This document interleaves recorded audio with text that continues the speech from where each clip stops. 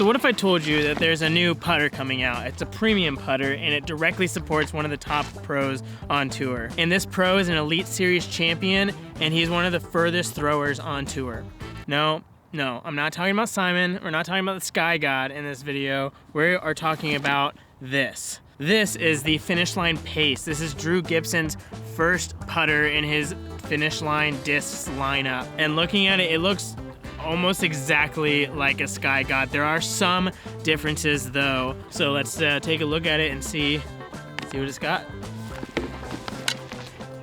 So when Drew first announced the Pace, I was like half expecting a like slightly understable workable putter because that's kind of what he's been releasing so far. He's released the Arrow, which is a great workable distance or like control driver, and then he released the Supra, which is a nice workable understable mid-range. So I totally thought he was gonna kind of go along those lines with his putter, but when I got it in, it definitely it wasn't that. But then I got to thinking, for his drivers and mids, yes, he uses understable stuff and he finesses them a lot, but when he goes into like the approaches or putters, he throws a lot of overstable stuff. So like the Jokery is like one of his biggest throwing putters, and that's slightly overstable. So, and it kind of makes sense with putters because you can always get the premium ones that are overstable and then baseline to beat them up to get a flippy approach shot. But anyways, I got this one in and it was definitely reminiscent of the Sky God. It's like a bulky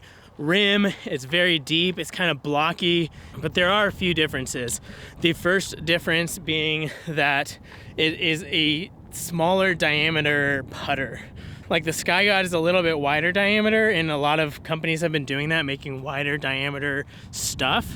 But he didn't do that with the Pace, which that kind of makes sense a little bit when you look at the underside of the disc. So on the bottom, it has the EV7 stuff on the bottom.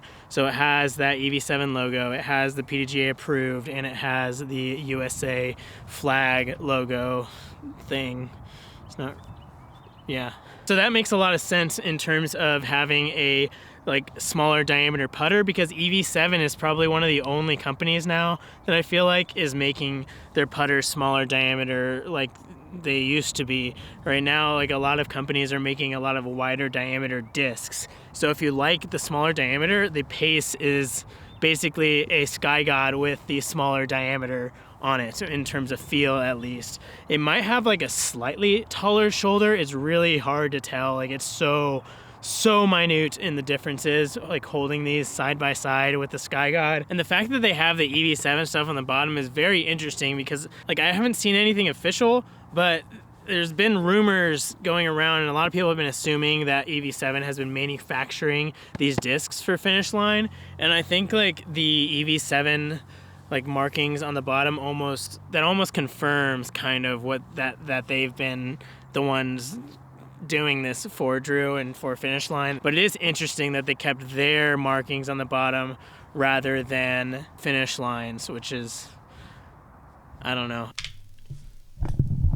All right, after filming this, I actually got a message from one of you guys, from a viewer on Instagram. So he ordered a Pace from Infinite Discs and he got it and it had the EV7 stuff on the bottom.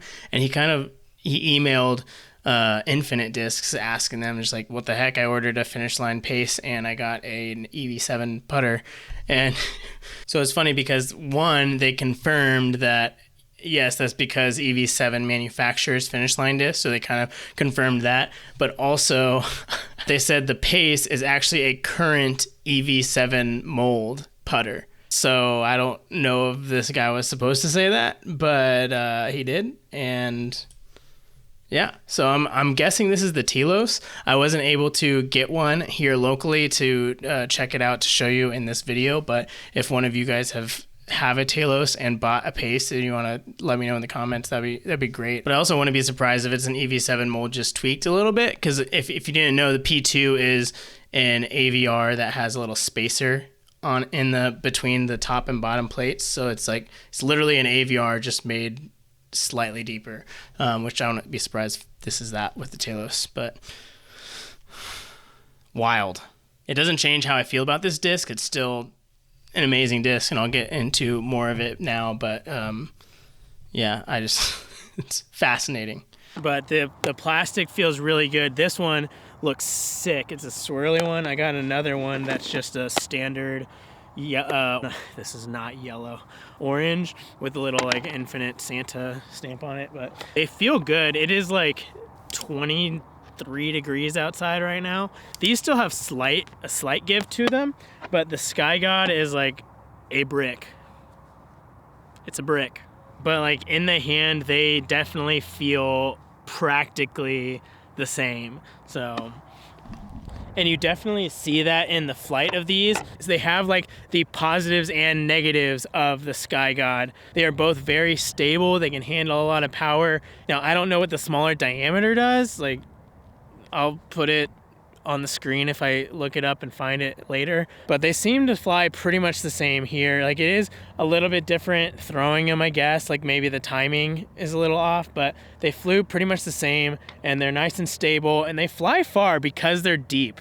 So if you don't like deep putters, if the P2 or the Sky God is too deep for you, then this is not gonna be your disc.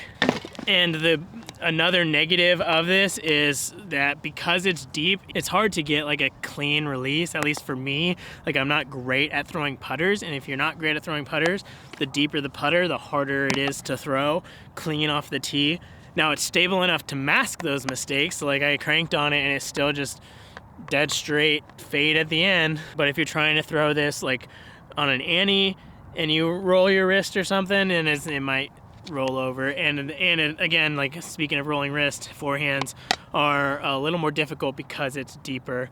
But it really is like, if you wanted a Sky God in like a S-line type plastic, or you don't want to wait for all of those Sky God releases and all those signature releases, then this is it. This is a great putter. It's as long as you, like, a lot of people prefer the smaller diameter. I prefer the smaller diameter, but if you want it in that great plastic, this is so good. It's solid.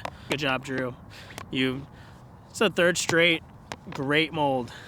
But I mean, for me, I'm a shallow putter guy because these tiny things. But good job, Drew. Thanks for watching. I'll see you in the next one.